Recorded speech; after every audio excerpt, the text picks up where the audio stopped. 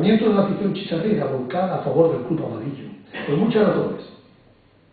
Porque era un equipo canario, porque había sido castigado al exilio, porque jugaba contra un poderoso, porque tenía 4 chicharreros en sus filas, y para colofón, porque se trataba en aquellos tiempos y durante mucho tiempo más del único representante del archipiélago en la élite del fútbol español.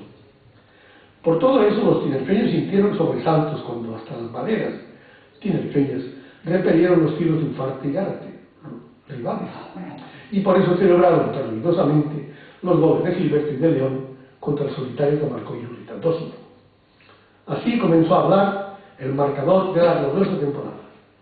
El momento se mostraba sensacional para que el público, Molón y el señor y el equipo soñaran, porque venía todo de color de rosas. Había pasado la llama olímpica por Canarias, se había triunfado en el exilio, había recibido tanta solidaridad chicharrera que parecía jugar en propia casa, y encima empezaba todo tan bien que la inmediata visita a Cataluña, aunque el español no estuvo embotellados en Sarriá, resulta que allí ganó Las Palmas, 1-2 en goles de León, otra vez de cabeza, y de Gilberto, el primero. Pero más todavía, ya que para acá vino enseguida al Barcelona y no pudo ganar aquí, 0-0 y basta. Y antes de que se comenzara a jugar con el Coruña, siguiente partido, aquí, 2-1 con goles de Gilberto y José Juan. Resulta que para recordar cosas agradables, Aparicio, que ya era el más veterano de todos, recibió de los gallegos la agresión por su reciente homenaje y ha seguido recibiéndolos porque alargó mucho su vida en el deporte, tanto que hasta es actualmente hijo predilecto de la ciudad de Las Palmas de Gran Canaria. Como algo tenía que salir mal, en Pasarón, en Pontevedra, hizo un gran partido y le ganó a la Unión Deportiva 3-0. Casi nos llena de vergüenza. Después de eso, quedaban preseleccionados, pese a todo, y se presentarían en Madrid, convocados por el seleccionador Toba, nada menos que 5 jugadores, 5. Tonono, Martín, Moreno, Castellano, Gilberto II y Germán. Díganme entonces, señores, si no es digno de recordar, aunque sea largo, recordar ahora cuando hace falta crecer y sacrificarse, y luchar sin desmayo, sorteando problemas. Solo acabaron jugando después de aquella llamada, Castellano sustituido por Tonono y Germán, que sustituyó a Gallego. Se jugó en Lyon y España venció a Francia por 3-1. Un equipo amarillo de entonces, con tantos internacionales canarios, no podía haberse llamado también, como ahora llaman al Real Madrid, galáctico, que no le ha venido bien. Y eso que, sorprendentemente, y aquí nos extrañábamos todos, el seleccionador Toba no había incluido entonces entre los internacionales a Juanito Guedes. Para que nadie se creyera que se había vaciado el equipo amarillo por la pérdida de Pontevedra, se produjo en el siguiente partido un revulsivo, visitando a Córdoba, campo del viejo Arcángel. A los 8 minutos ya se perdía por 1-0. A los 22, Gilberto había empatado, y aunque el cordobés llegó a pasarse al 3-1, en los últimos minutos, los Gilberto y Martín Madero consiguieron la sonada victoria de 3-4. Mir, que había comenzado a jugar el partido anterior, tuvo una sobresaliente actuación y seguiría certero, como contaremos ahora. Perdón, que me está sellando el andamio. Estoy viejo.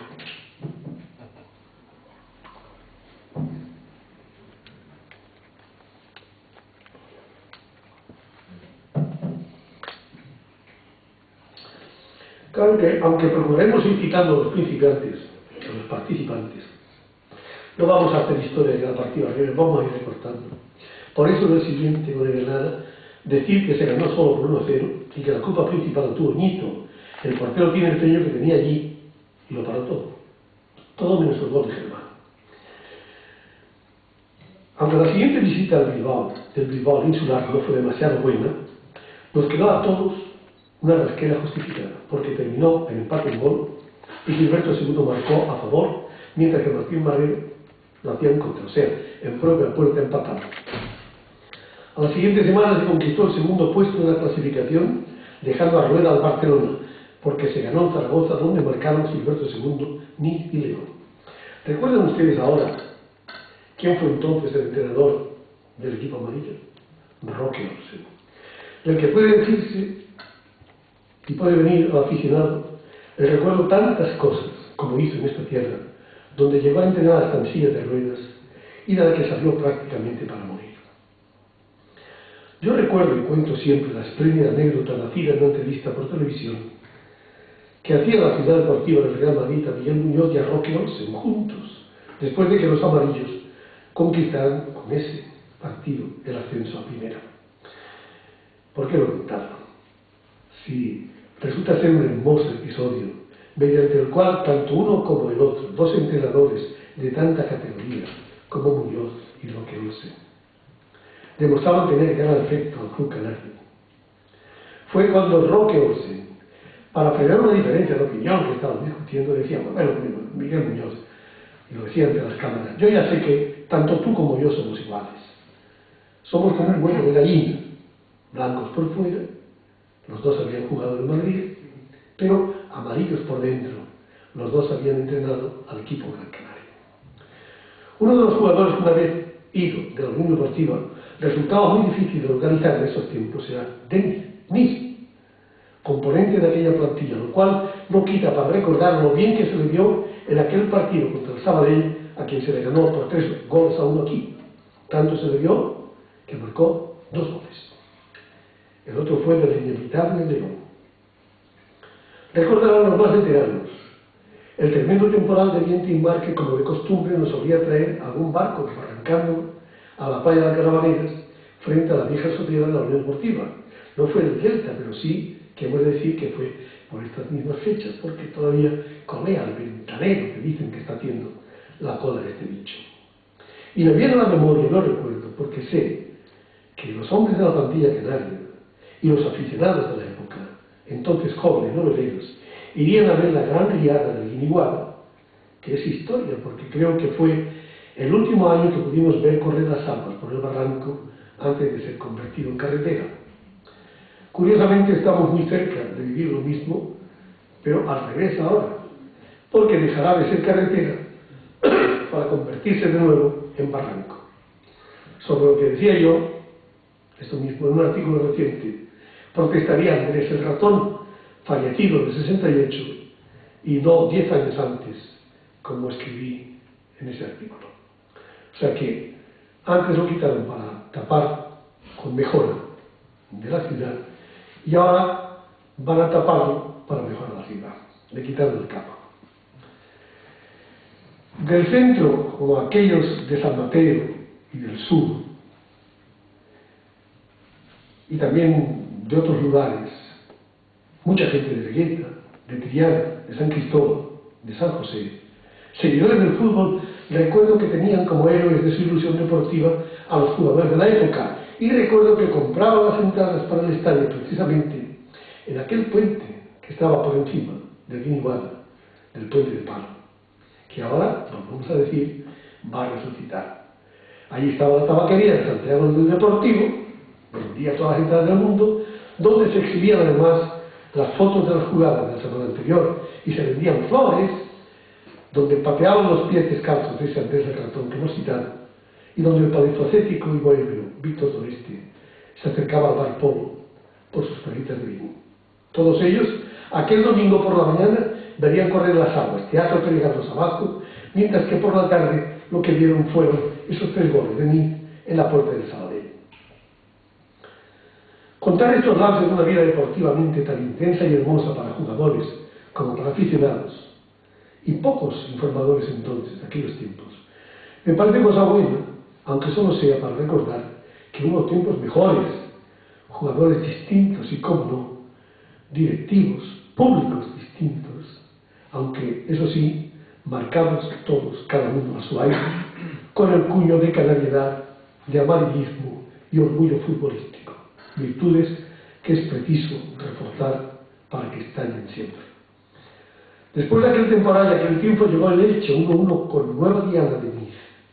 Hay a lo largo de esta y otras temporadas muchos lances de juego y de personas destacables, y queremos sacar a relucir de entre ellas en este partido una por lo que tuvo de valentía y amor a los colores, y porque además fue de un destacado protagonista que hace tiempo que ya no está entre nosotros.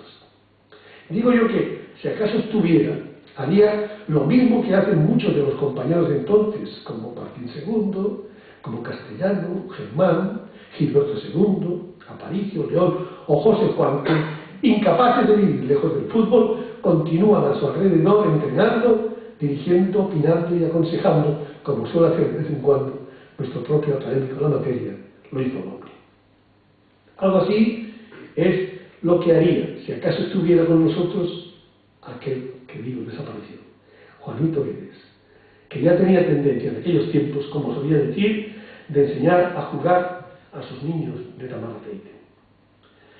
Precisamente en aquel partido del empate con el Elche, en la temporada de gloria, Juan Guedes resultó herido fuerte en una pierna, con lesión tan dura que tuvo que ser retirado en camilla, mientras que en el terreno de juego, Paco Castellano, que tenía respeto y veneración por Guedes, al verle lesionado por el ilicitano García, arremetió contra este en defensa de su amigo y se liaron a mamporros hasta ser expulsados los dos, Castellano y García.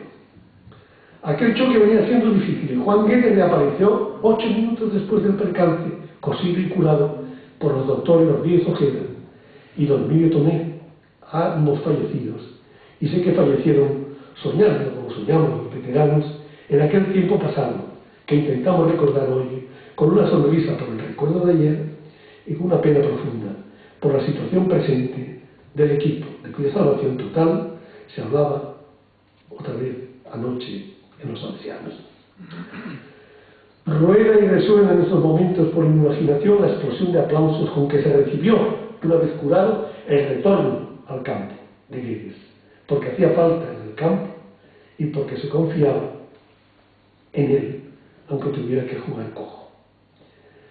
Contamos de memoria de Guedes que es tan cierto esto como cierto sería que poco más adelante, en otra temporada, encontrándose Guedes ya entre la enfermedad y la salud en la banda, y el equipo perdiendo contra el Bilbao, le llamaran a grito los aficionados, pensando que él era quien podía poner solución, y salió, ciertamente, pero muy mermado de facultades por su maltrecha salud.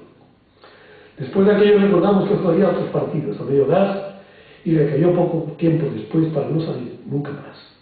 Solo nos queda la referencia de él, de su busto en el viejo estadio insular, y ahora, junto a Tanono y a Villeira, en el amplio salón VIP del Gran Canaria, donde los amarillos han cerrado este año, triunfando no con el Bilbao, Valencia o Barcelona, como en otros tiempos, que más quisiéramos, sino contra el Móstoles, colista de la segunda división B.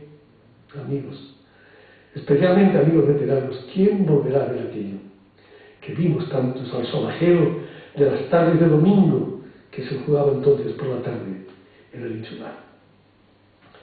Bueno, pues a pesar de que, como decimos, Juan Guedes hace tiempo que ya no está, yo sé que está presente en los que fueron sus compañeros, como también en los veteranos que le tratamos y le vimos jugar, y presente también en jóvenes de hoy a quienes llaman la atención las referencias históricas de estos fenómenos que solemos hacer, tanto yo como mis compañeros, incluso los que vienen de nuevo, que se orientan por los escritos anteriores y ven también a estos dos hombres como dos atlantes, a Guedes entre él y Tolono. Esta vez el Elche se adelantó un gol de Asensi, podía ser la primera derrota de la temporada en casa, no se había perdido. Pero la segunda parte, recosida la pierna del mariscal, en el primer minuto Guedes sacó uno de aquellos largos y precisos lanzamientos que Gilberto Peino y Niz aprovechaban para batir a la Cristán, empatando el partido. No hubo más. Pero el equipo canario permanecía imbatido en casa. Y en la clasificación continuaba el Real Madrid en cabeza. Y Las Palmas segundo, 3 puntos por encima del Barcelona. Era una carrera de titanes que tanto emocionaba a la afición. Era emocionante entonces ver a estos dos equipos y a la Unión Deportiva pegando a su culo. Aún así, Moloni se atrevió a dejar en manos de Carmelo Campos a la plantilla en que confiaba y marchar a Madrid para ver a la selección nacional contra Bélgica, porque en el equipo español jugaban en el primer tiempo sus pupilos, Tolono y Germán. También empataron 1. Para ir a Valencia, dos sensibles bajas registraba la Unión Deportiva. Eran la lesión de Guedes y la ausencia de Paco Castellano, castigado por el comité de competición, precisamente por salir en defensa de su compañero y amigo.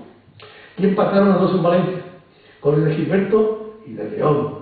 Y luego se rompió la imbatibilidad del Málaga, que venció por 2-0 cuando la Unión Deportiva llevaba nada menos que 11 jornadas consecutivas sin perder.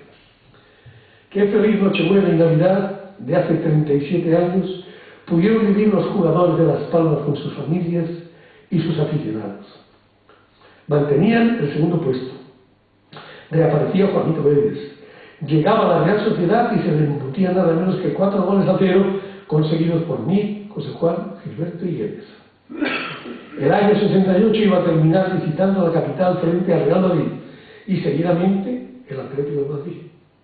Luis Moloni no desplazaba de aquel entonces con él sino a 13 jugadores, con el masajista, que entonces era tantas veces mi compañero de pesca, lo digo para regocijarme, Pepe González. No sabemos si con esa dotación futbolística habría suficiente para afrontar lo que se avecinaba. Lo que se quedó convenido es que, después de Madrid, regresaran a casa para partir aquí el año, se lo merecían, y que el partido con el Atlético no se jugara el domingo siguiente, sino el lunes, que era Día de Reyes, a ver si estos dejaban algo para los amarillos, y vaya si dejaban. Contentos estaban antes por allá los del Madrid, porque Luis Moloni no podía contar con Castellano, sancionado. Y se alegraban de su ausencia, porque hay que recordar que fue Castellano, precisamente, quien el año anterior, de un pepinazo imponente, marcó el gol amarillo a Betancor, en poderosa falta desde lejos, como un obús imparable. Esta vez no fue así. Las Palmas se quedó sin marcar y perdió por 2-0.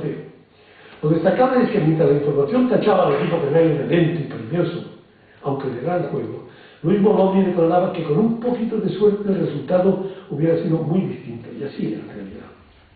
Como distinto fue el Manzanares, con el Atlético de Madrid, donde se empató a un gol, marcaron Gilberto y Gárate. La Unión Deportiva venía siendo en técnica, otra cosa que produce orgullo en el recuerdo, en técnica calificado como el mejor equipo de España, aunque careciera, esto es lo lamentable, algunas veces de garra, sobre todo como cuando en esta ocasión entre niebla, lluvia, durezas y frío, se le vinieron abajo juego y genio.